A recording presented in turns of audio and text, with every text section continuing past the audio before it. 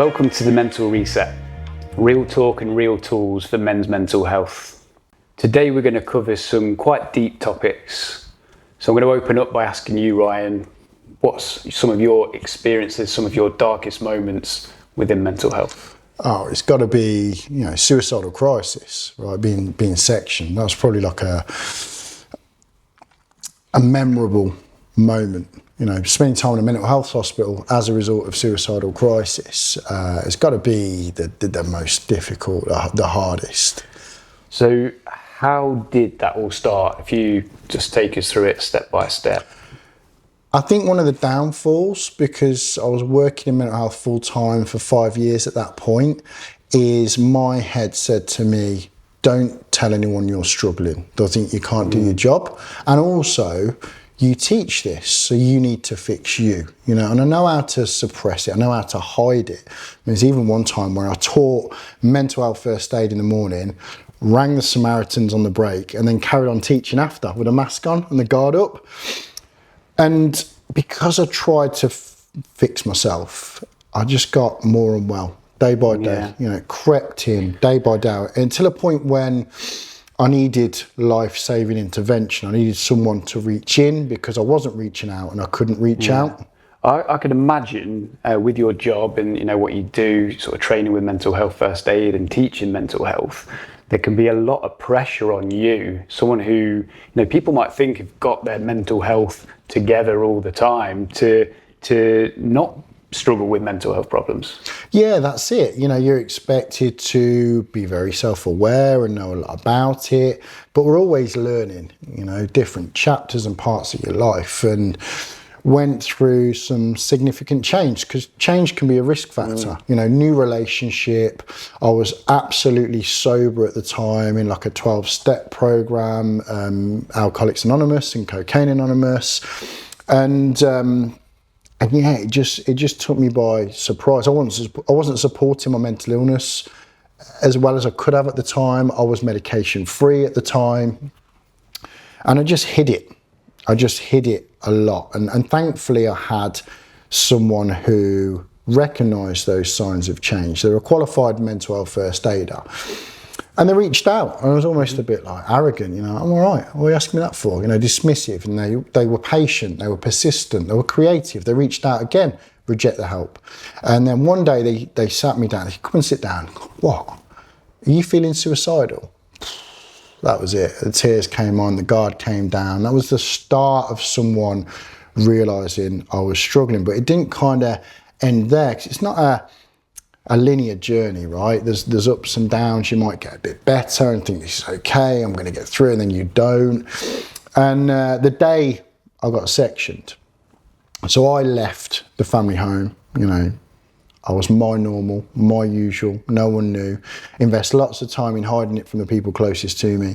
And I was going to go to Wicks and get a rope, and that was going to be my way. And there was almost that toxic determination. I'll show you. I'm going to do this. A real toxic mindset. And thankfully, I had someone in my world that rang me en route, and I ignored the call. I cut the call off. They kept ringing. And we had a chat, and then when I got home, there was an ambulance waiting for me. And they took me to hospital by ambulance. And when I got to hospital, I spent 8 hours on my own in a hospital meeting room before they assessed me. They didn't put me in the waiting room with everyone else. They judged. I wasn't a danger to anyone other than myself, but they put me in a little room with a little window, no bigger than that. Now, during those 8 hours, there's loads of times when I thought, I've had enough, I don't want to be here, I'm going. And it was the kindness of strangers that kept me in that room, which essentially kept me alive. Everyone else is doing their own thing. Member of the public must have seen me looking distressed through that little window, and they were willing. They came in and he said, I'm going to get a drink. Do you want tea or coffee? Went and got me a brew, sat with me talking for an hour.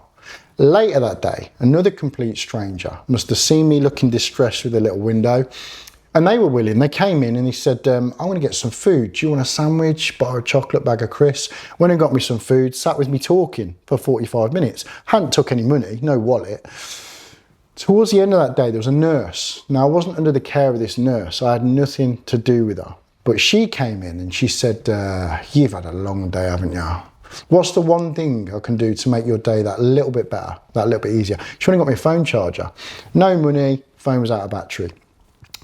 After the 8 hours of the kindness of strangers keeping me in that room, which kept me alive, the crisis team came to see me and they said, Ryan, we've got a bit of a problem. Your GP's registered in a different county from this hospital. Another 3 hours being transported to that hospital. And when I got there, that crisis team said, well, you haven't tried to kill yourself today, so off you go, we'll let you out. It was a mental health first aider that I had in my world and another friend that rang that crisis team, took control of the situation because I was really poorly, I was really unwell. And when they spoke to the crisis team, they sectioned me immediately. Even working in mental health for 5 years at that point full time with the knowledge I've got, the network I've got, that day if I had the kindness of strangers and someone willing to do something, I wouldn't be here today.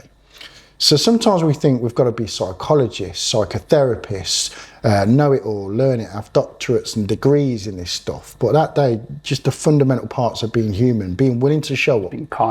Being kind, that's what saved my life. Yeah. That and also the knowledge of that mental health first aid trainer. Yeah.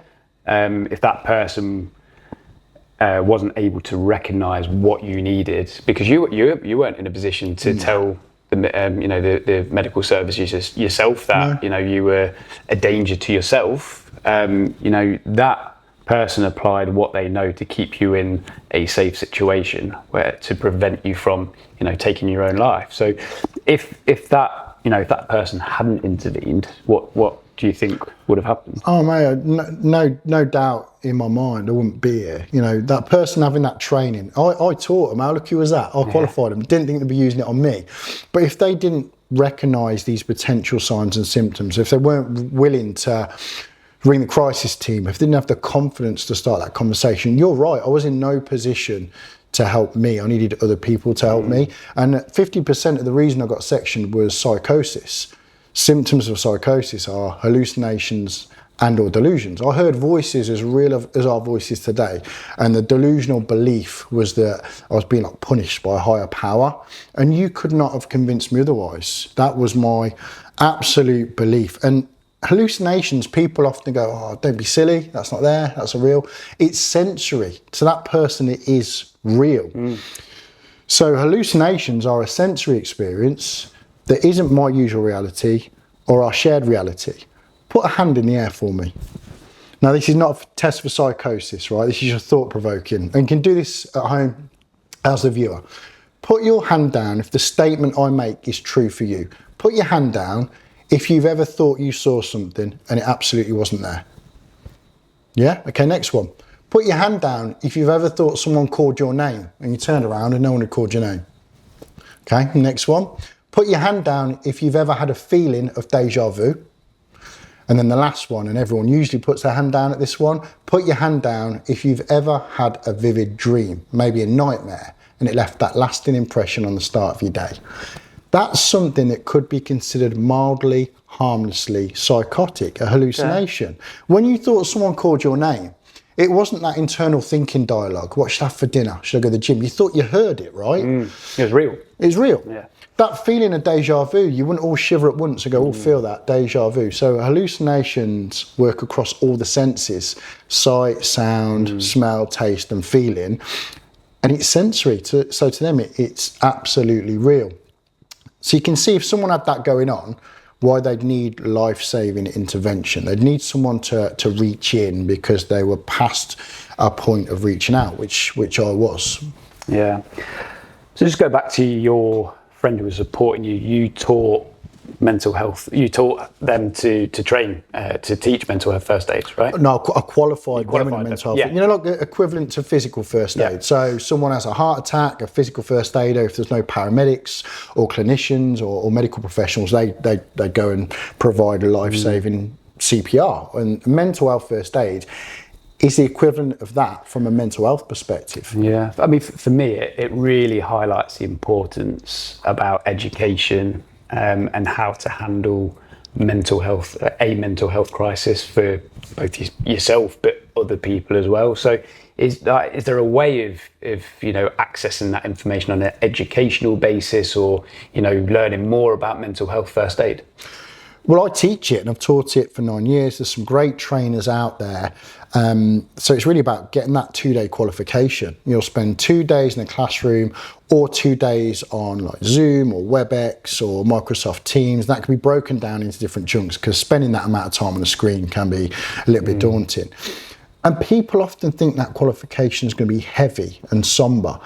But it's not. It should be uplifting. It should be empowering. Yeah, we talk about some serious topics, but it's everything in mental health. It's positive mental health. It's mental illness. It's depression, anxiety, panic attacks, schizophrenia. It's everything. And really the measure of success is knowing more than the general public, being better than the general public. So it's not a heavy burden or heavy weight to carry.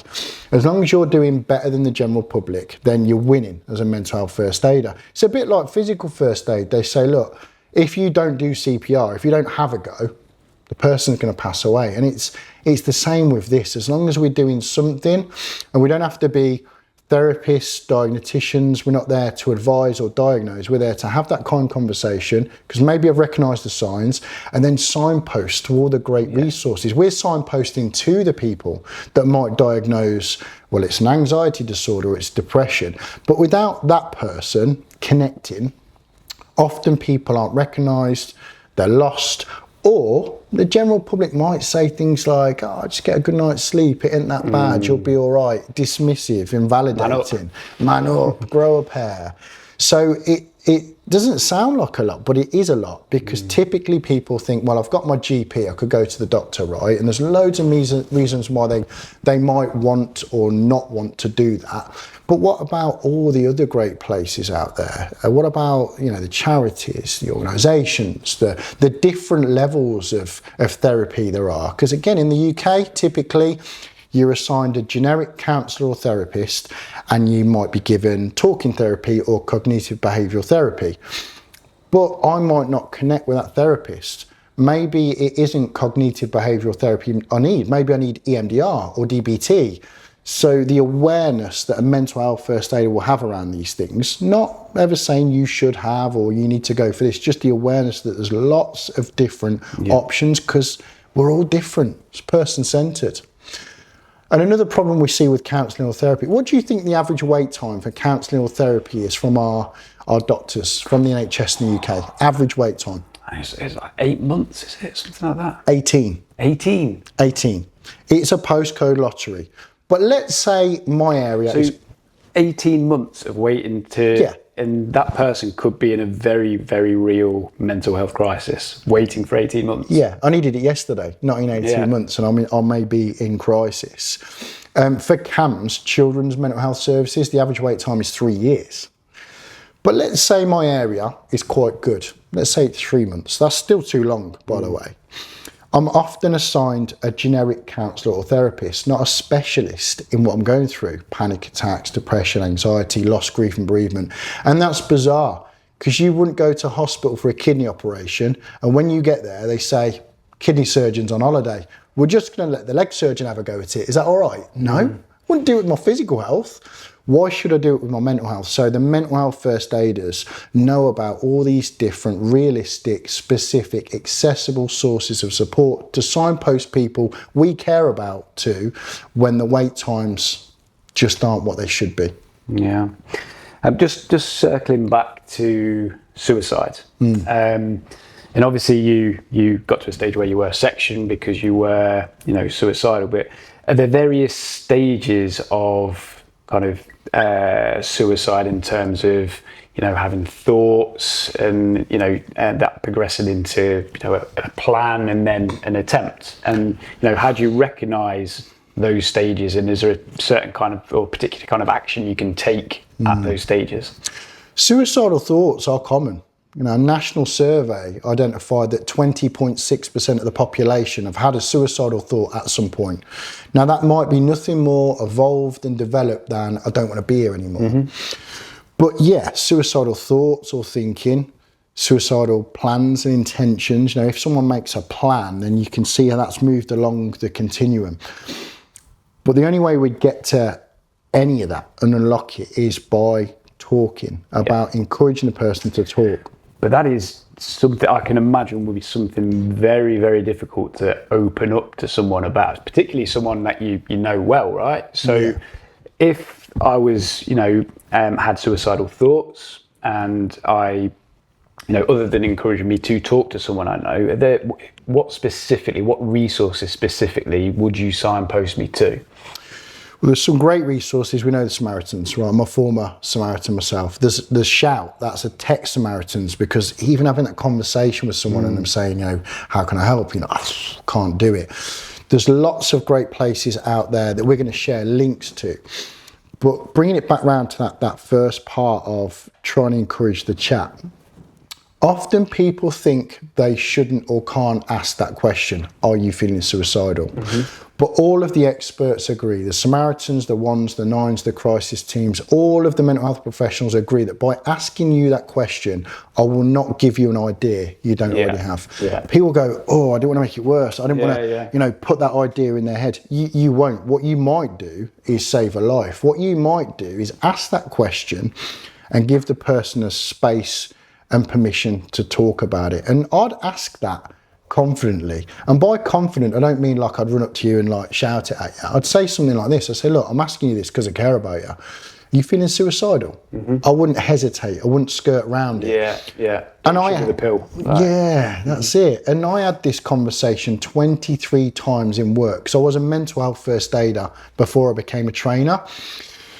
And out of those 23 times in work, people said something similar. They said, I couldn't talk to the people closest to me about that. I love them, they love me, I don't want to worry them, but I don't want to ring the Samaritans. But you and I, Ryan, in work, you're the stranger that I know.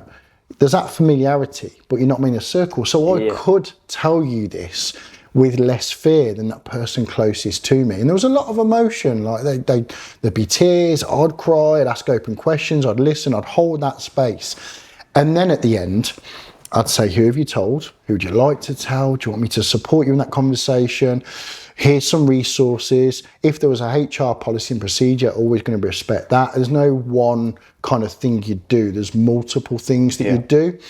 Now, if it was you, my best friend, I want to say to you, ring me day or night. In fact, I'll come and live in your house until I'm comfortable and confident that you're okay. But it depends on how well we know them, in what space and what boundaries. But there is so much we can do. And the one thing I'd suggest to do is, get some training if you can, get some awareness. I did physical first aid. Before I did that training, if you had a heart attack, I'd be like, I don't really know what to do. It can give you a bit more confidence.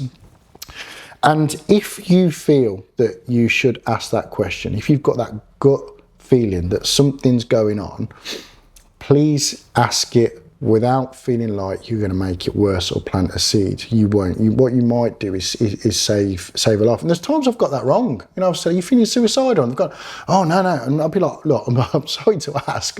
I'm glad. I'm asking because, I care about you and I want to make sure you're safe. There was never any offence taken from when I've got it wrong. But the times I got it right, I'm so glad, because people have said, I've been carrying that for so long. And I didn't know it was okay to talk about. It's been bouncing around in my head, and you give me the permission, the encouragement to get it out of my head and start that journey. And that's, process it for what it actually is. Get that demon out the box. It's there. And if it is there, then I want to help you get that out. I want to help you process it. I want to keep you safe, ultimately. Because we know that 76% of all suicides in the UK that are men, and that's the trend and the pattern we see. Keeping it in, suppressing it, not telling anyone. Tell someone, whether it's a club, whether it's a charity, whether it's your friend, whether it's a colleague. Try to start that conversation. And the more people get aware about mental health and get mental health first aid or some qualification, some awareness, some training, the better we'll be able to handle those conversations, and the more willing we'll be able to have them, because we want to make it a normal, usual conversation that we're willing to have. Yeah. I know you like your stats. You're good with your stats, aren't you? You know what though? They're not. we're talking about stats and numbers, but we're talking about people. That's the scary thing, right? Yeah. That's why we don't round it up or down. Like they say, if 75% of all, it's 76, because that 1% is, I don't know how many men. Their lives, their people. It equates to a lot. I'm not rounding up or down. If it was 76.3, if I could get that, that's what I'm saying, because we're talking about men. We're talking about people we care about. The reason I mentioned that is just because, what do you think is the statistics around people who actually have suicidal thoughts? Are you aware of a statistic? It's a really hard one to capture, right? Because some people won't recognise that's a suicidal thought. Some people won't want to admit to that to someone else or themselves. So when they did that huge survey and it established a fifth of the population have had one at some point, you can imagine that's not going to be solid data, right? It's just the amount of people that wouldn't admit to it or like you say, wouldn't recognise it, it's got to be so much more common than that. Yeah. And that's the scary thing, isn't it? Like, like actually in reality, how many people have had suicidal thoughts? Yeah. And it used to be, what's that word we typically say if someone were to suicide, the C word? What's that word? Commit. Yeah. We're trying to move away from that because it has caused offence. It can cause offence, but also we've all had a different learning journey, right? I'll slip into that from time to time because that's what I'm used to using. So I don't want any you can't say this anymore to shut the conversation down. But what year was suicide decriminalised in the UK? Because that word comes from the fact it was illegal in the UK. Have a guess? I What didn't year? even realise that. So I just picked up It suggests wrongdoing, right? Yeah. And it was illegal. Commit a felony, okay. If I was to hazard a guess, I'd say in the 80s, perhaps. A lot of people say that. 1961. Okay. There's some speculation between 1959 and 1961, but you can get that it's... So that year, they decriminalised it. It wasn't a crime anymore. And some parts of the world, it is still a criminal act. It's still an offence, like the Bahamas, for example. And, law might have changed by the time we air this episode. But the point is there's religious implications, there's legal implications, there's implications on life insurance. Some families still encourage it to be put down by the coroner as death by misadventure. So, in fact, the numbers and data we have, I think it's probably higher. Yeah. I think it's under what the reality is with regards to the data and the numbers. Scary, isn't it? It is scary. It is scary. And that's one of the driving forces for this channel, right? I've had my experience of suicidal crisis. I've met too many people to count over the years who have been in this space, whether it was crisis with a plan or on that journey. A majority of those people were men or are men. And if we can save lives by talking about it, knowing where to suggest the person goes to for extra help and support and be willing to have that conversation, then why wouldn't we do that? The stigma and the judgment is what kills people. It's a no-brainer, isn't it? It's a no-brainer. The numbers are going up, and it breaks my heart. I teach every day, and every week someone will say, would you have a chat with my husband, my brother, my best friend, because they're in a really bad way? And I'm like, yeah, of course I will, because I want to use my knowledge and awareness for what's important, helping people out, saving lives. Just there's so much more we could be doing, and that's why I want this channel to reach as many people. It's not about profit. It's not. It's a passion. This is helping people. So just one final thought for today. You yourself now, you're doing really well. You've survived that suicidal crisis. If you could speak to yourself prior to going through that suicidal crisis or during that suicidal crisis, what would you tell yourself? That's a big question. I've never been asked that. What would I tell myself? I mean, ultimately, I'd want to give that version of me hope. I'd lost hope, and when you lose hope, you think there's no point. I've tried everything. There's no hope. There's no point.